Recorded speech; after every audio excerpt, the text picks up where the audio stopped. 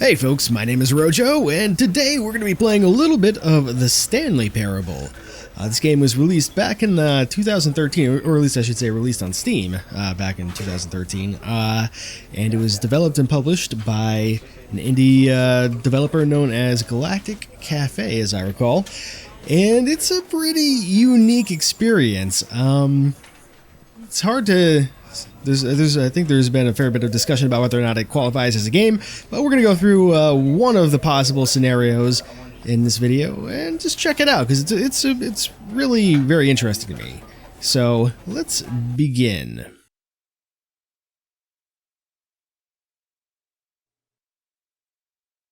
This is the story of a man named Stanley.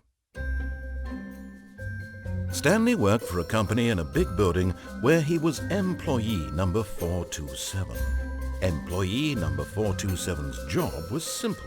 He sat at his desk in room 427 and he pushed buttons on a keyboard. Orders came to him through a monitor on his desk, telling him what buttons to push, how long to push them, and in what order. This is what employee 427 did every day of every month of every year. And although others might have considered it soul-rending, Stanley relished every moment that the orders came in, as though he had been made exactly for this job. And Stanley was happy. And then one day, something very peculiar happened. Something that would forever change Stanley.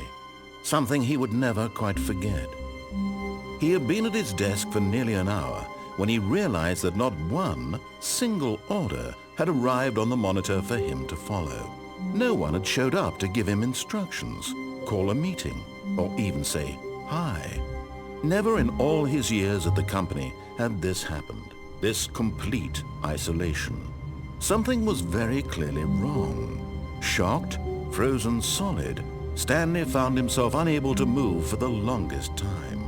But as he came to his wits and regained his senses, he got up from his desk and stepped out of his office. Okay, well, this is where we gain control of our character. The narrator will be with us for our little adventure here. And, yeah, so I guess Stanley steps out of his office. All of his co-workers were gone.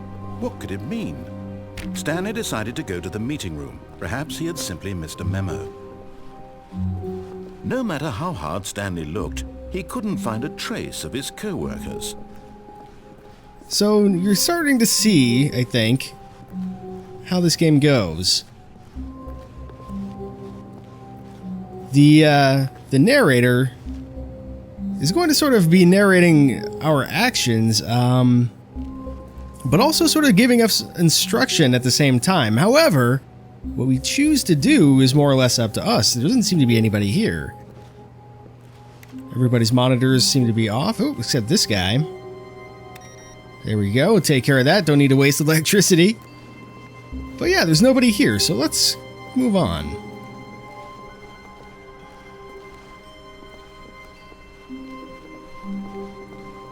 When Stanley came to a set of 2 open doors, he entered the door on his left. So now we have one of our first choices here. The narrator does say that we entered the door on the left. However, we haven't actually done it yet, have we? What if instead we go in the door on the right? This was not the correct way to the meeting room, and Stanley knew it perfectly well. Perhaps he wanted to stop by the employee lounge first, just to admire it. And so the narrator is giving us a little bit of assistance here and making some assumptions about why we're doing what we're doing. Because Stanley entered the door on his left, as the narrator said, but nobody's here. It's very strange. Yes, truly a room worth admiring. It had really been worth the detour after all, just to spend a few moments here in this immaculate, beautifully constructed room. Stanley simply stood here, drinking it all in. So you'll see that the narrator perhaps even mocks us a little bit as well. Yes, really worth it being here in the room. A room so utterly captivating that even though all your co-workers have mysteriously vanished, here you sit looking at these chairs and some paintings. Really worth it. Let's take the hint and move on, shall we? But eager to get back to business, Stanley took the first open door on his left.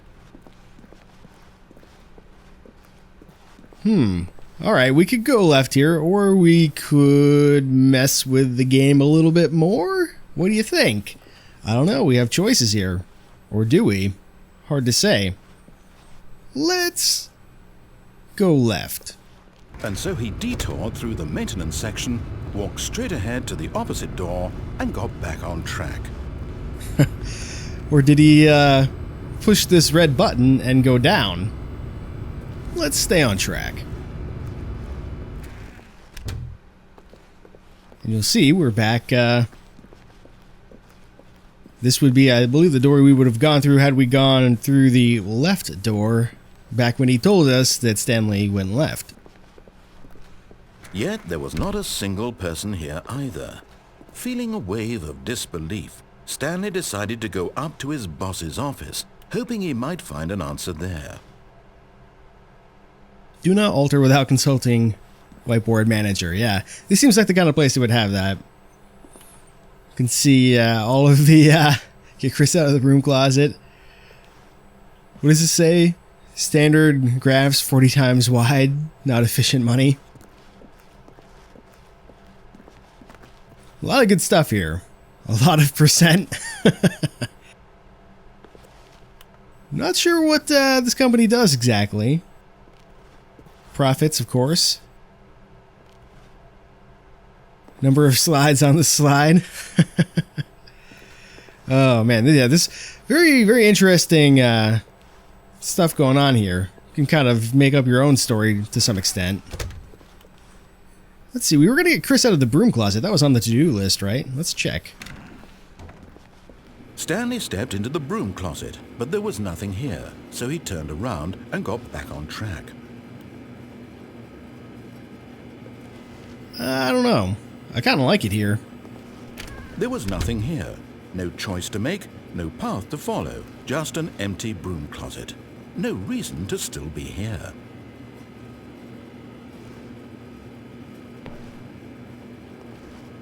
It was baffling that Stanley was still just sitting in the broom closet. He wasn't even doing anything. At least if there was something to interact with, he'd be justified in some way. As it is, he's literally just standing there doing sweet FA. Sweet FA. I think we know what that stands for. Coming to a staircase, Stanley walked upstairs to his boss's office. We could go to the office. Let's go down.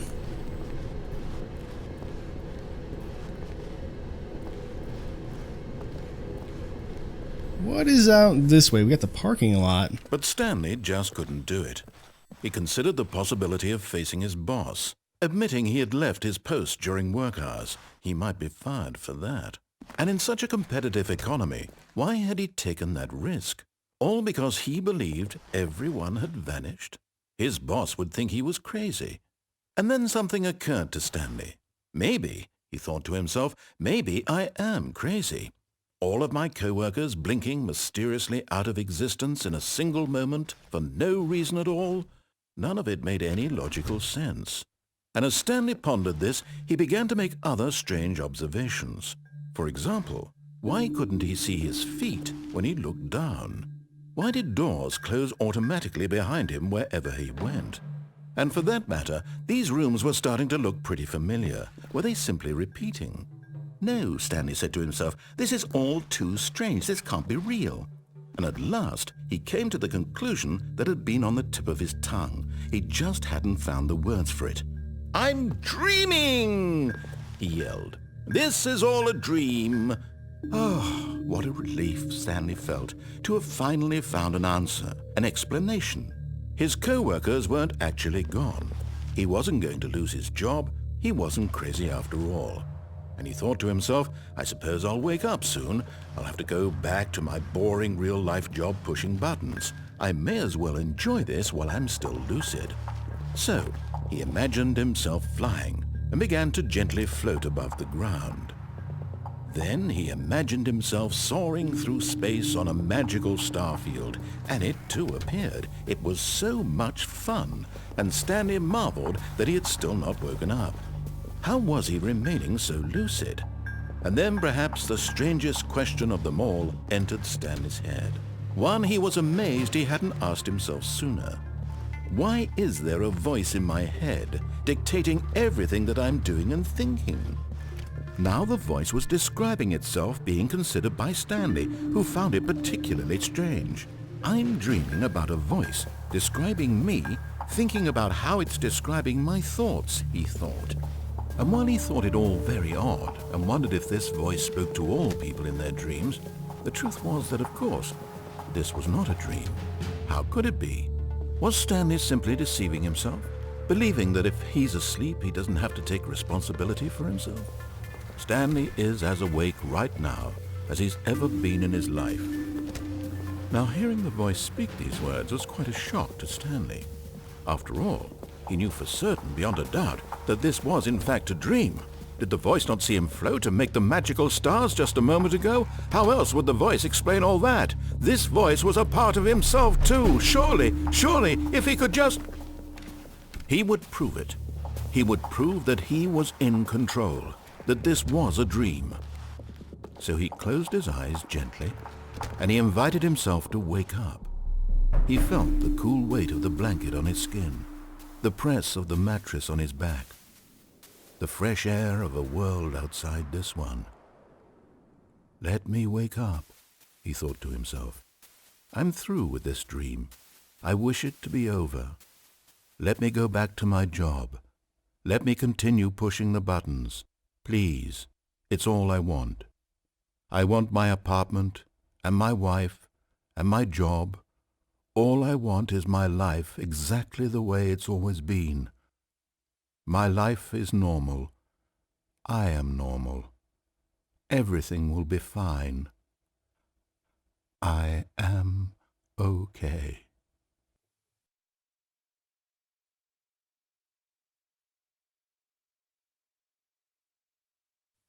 Stanley began screaming. Please, someone, wake me up. My name is Stanley.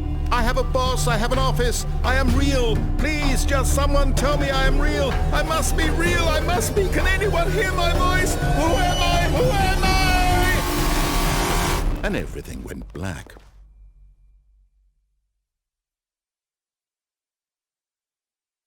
This is the story of a woman named Mariella. Mariella woke up on a day like any other. She arose, got dressed, gathered her belongings, and walked to her place of work.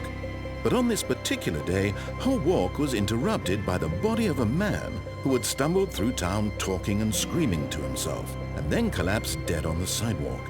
And although she would soon turn to go call for an ambulance, for just a few brief moments, she considered the strange man. He was obviously crazy. This much she knew.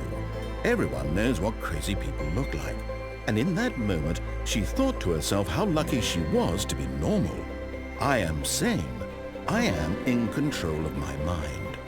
I know what is real and what isn't. It was comforting to think this, and in a certain way, seeing this man made her feel better. But then she remembered the meeting she had scheduled for that day. The very important people whose impressions of her would affect her career, and by extension, the rest of her life. She had no time for this, so it was only a moment that she stood there, staring down at the body. And then she turned and ran.